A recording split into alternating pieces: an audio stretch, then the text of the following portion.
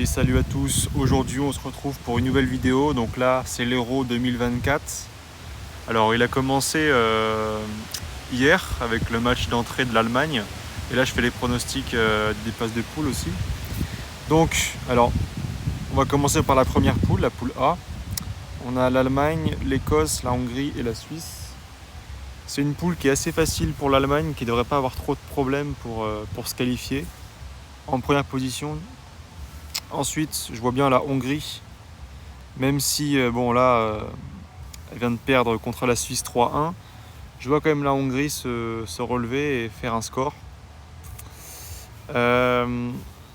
Ensuite, je vois bien la Suisse en troisième position, la même position qu'à l'Euro 2021. Et enfin, l'Écosse, qui est quand même une nation assez faible sur le papier. Le groupe B maintenant, on a donc l'Espagne, la Croatie, l'Italie et l'Albanie. Alors ce groupe est le plus relevé de l'Euro, je pense, avec celui de la France, car l'Autriche aussi est vraiment une bonne équipe. Alors bon, l'Espagne, là en ce moment où j'enregistre, l'Espagne a fait carton, enfin est en train de faire un carton contre la Croatie. Ils sont en train de battre la Croatie 3-0, donc bon, je vois l'Espagne bien devant, en première position. Ensuite, je vois la Croatie, qui est une nation qui fait toujours des bons scores dans les compétitions internationales, à la Coupe du Monde ou même à l'Euro. Même si, bon, au dernier Euro, on se souvient qu'ils avaient été éliminés par l'Espagne encore, avec un match assez incroyable, où ça avait fini en score 5-3 avec des rebondissements jusqu'au bout, et 2 buts dans le temps additionnel. Ensuite, on a donc l'Italie, l'Albanie. Moi je vois l'Italie finir 3ème, les champions en titre, qui vont d'ailleurs se qualifier, je pense, selon moi, en 8ème de finale. Et enfin l'Albanie. Et bon, l'Italie, ça reste quand même faible en ce moment. Je dis l'Italie, c'est faible. Ça passe de justesse pour se qualifier contre l'Ukraine pour l'Euro. Et ça a raté 2 Coupes du Monde 2018 et 2022. Donc bon, c'est pas non plus une grande équipe. Ensuite, on a la Slovénie, le Danemark, la Serbie et l'Angleterre. Je vois l'Angleterre finir tranquillement premier, sûrement un des groupes les plus faciles de l'Euro 2024 pour les Anglais. Après, je vois la Slovénie créer la surprise et venir deuxième. Enfin, le Danemark troisième, car ça reste solide quand même avec Højlund. Ça peut marquer des buts. Et enfin la Serbie qui est assez décevante, soit en Coupe du Monde ou en Euro d'habitude. Et puis bon, là les matchs sont pas terribles pour eux. Le groupe D maintenant, le groupe le plus intéressant selon moi, avec la France, bien évidemment, les Pays-Bas, l'Autriche et la Pologne. Faut pas oublier que la Pologne c'était les 8e de finalistes de la Coupe du Monde 2022. L'Autriche, en ce moment, fait vraiment des bons scores. Et puis à l'Euro dernier, ils étaient aussi allés loin dans la compétition. Et les Pays-Bas, toujours solides les Pays-Bas, faut pas les sous-estimer. C'est une équipe qui est vraiment dangereuse. Ils ont fait 4-0 2-3 fois pendant les matchs amicaux. Faut pas les sous-estimer. Je vois la France finir première parce que l'équipe est trop forte pour cette poule. Ensuite, je vois les Pays-Bas. En troisième, l'Autriche, qui est solide. L'Autriche, entre Autriche et Pays-Bas, l'Autriche peut très bien finir deuxième. Après, ils ont perdu quand même Alaba sur blessure. Donc, bon, ça les a un peu affaiblis, mais ça reste une équipe qui est solide et qui peut faire l'exploit. Enfin, la Pologne, je la vois quatrième. Sans trop de surprise, ils ont perdu Lewandowski. On ne sait pas encore s'il sera là pour jouer le match contre la France. Ce qui est sûr, c'est qu'il ne sera pas là au premier match d'entrée. On passe au groupe E. Le groupe E, c'est un groupe assez facile pour la Belgique, encore une fois. Là, on a clairement la Belgique qui est au-dessus. Ensuite, je vois l'Ukraine, qui a quand même alors qui s'est qualifié de justesse pendant les playoffs, mais qui mérite vraiment sa place. Quand on voit le jeu qu'ils proposent et l'effectif qu'ils ont, s'ils étaient absents de cette compétition, ça aurait vraiment été une anomalie. Donc là, je suis content qu'ils soient là. Ensuite, en plus, en ce moment, ils ont leur guerre, donc ils sont en guerre. Je pense qu'ils vont être motivés pour briller sur la chaîne internationale. Ensuite, je vois la Slovaquie avec Skriniar, qui n'a pas fait une saison terrible au PSG, mais que je vois quand même passer troisième. Et enfin la Roumanie qui n'est vraiment pas très forte. Ça fait plusieurs euros qui passent pas les huitièmes, même les coupes du monde. C'est vraiment pas folichon quoi. Alors, on poursuit avec le dernier groupe, le groupe F. Un groupe assez facile pour le Portugal qui finira premier. D'ailleurs, je pense que le Portugal peut faire très mal à cet euro, vu l'effectif qu'ils ont entre Leao, Vitinha, Bruno Fernandes, Ronaldo pareil. En fait, ils ont plein de joueurs. Danilo en défense. Enfin, ils ont plein de joueurs. Conceição aussi qui est en train d'exploser. Ils peuvent faire très très mal. Enfin, en deuxième, je vois bien la Turquie. Voilà, on les avait annoncés comme outsiders de l'ancien Euro. Je pense qu'ils ont envie de se venger un peu. Ah, quoique, attends. Ouais, non. Plutôt les mettre troisième parce que la République tchèque fait souvent des bons scores à l'Euro. Ils s'étaient allés en quart la dernière fois en battant les Pays-Bas 4-0. Faut pas sous-estimer cette équipe-là. Et enfin, la Géorgie, qui s'est qualifiée de justesse pour son premier Euro avec Kvaratskhelia, mais c'est pas une équipe qui va aller très loin. Alors, donc attendez, je remets ça. Maintenant, il faut choisir les troisièmes qui remporteront le plus de points. Donc, on va choisir 4 équipes qui iront en tant que meilleur troisième en huitième de finale. Alors, je vois la Suisse assure souvent une place en huitième de finale.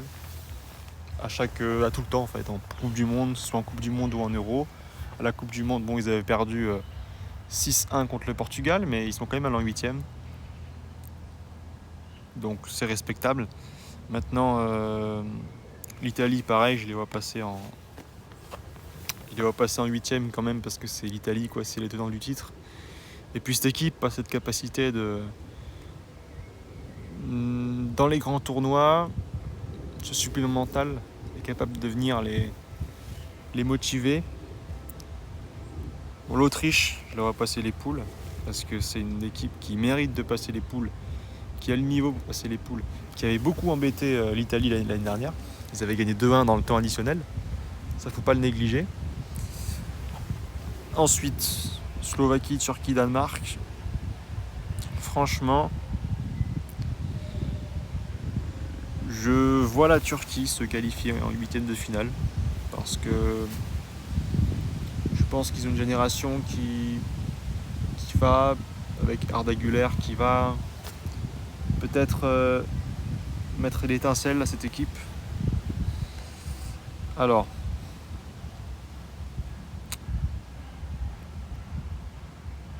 oui. Tac.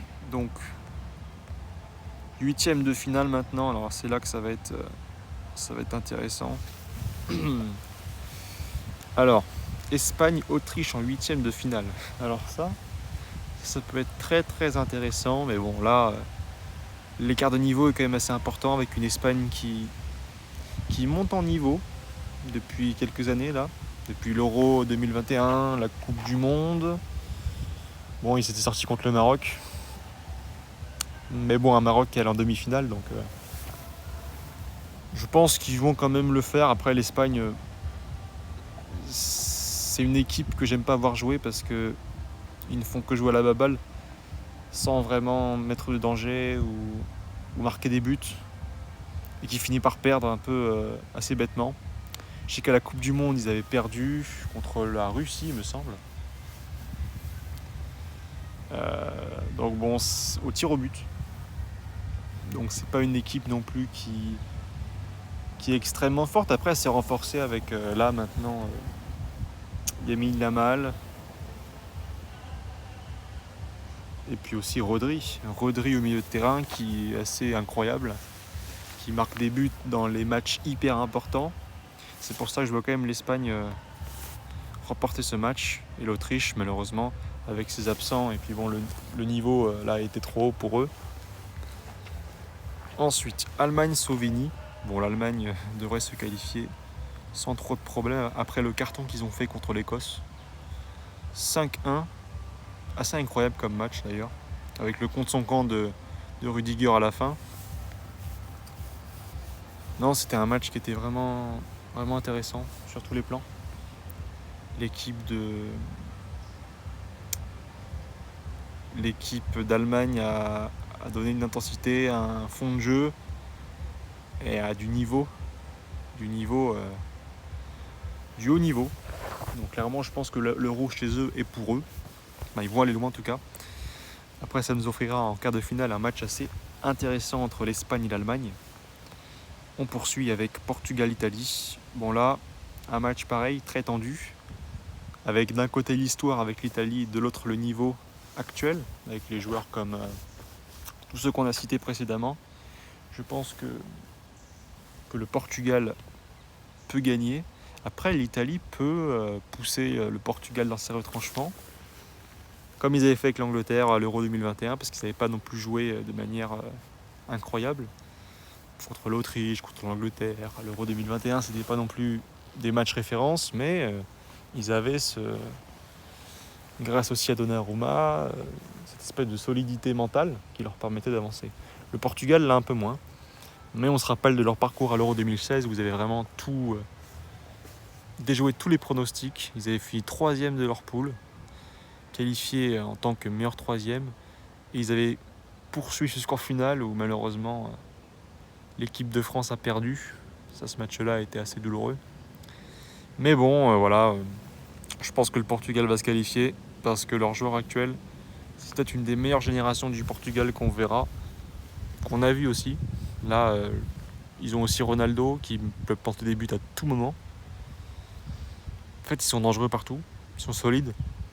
Moi, je les vois clairement passer les 8e. Pays-Bas-Ukraine. Alors, un match assez intéressant. Je pense que les Pays-Bas vont le faire. Après, l'Ukraine peut très bien gagner le match parce que les Pays-Bas, ça reste un peu fébrile des fois.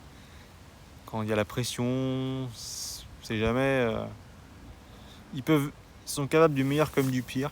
Donc je dirais, en termes de niveau, les Pays-Bas sont quand même au-dessus. Après, l'Ukraine peut créer l'exploit, créer la surprise, mais je vois quand même les Pays-Bas en quart de finale. Ensuite, Belgique-Suisse. Bon, la Suisse qui est assez décevante sur la chaîne internationale, qui finalement atteint son plafond de verre très rapidement dans la compétition. Et là, je pense que c'est le cas. S'ils affrontent la Belgique, à mon avis, ils n'auront pas le niveau pour poursuivre. Et la Belgique, même si en défense, c'est un peu le néant, a une attaque assez incroyable avec Leandro Trossard, Romelu Lukaku, avec De Bruyne en passeur. C'est vraiment avec aussi Jérémy Doku qui fait une saison assez exceptionnelle du côté de Manchester City. Donc je vois clairement la Belgique se qualifier.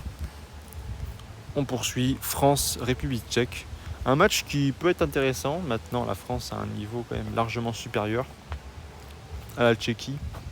Puis bon, l'équipe de France, ça reste solide. Contre les petits, ça ne tremble pas. Je vois l'équipe de France se qualifier.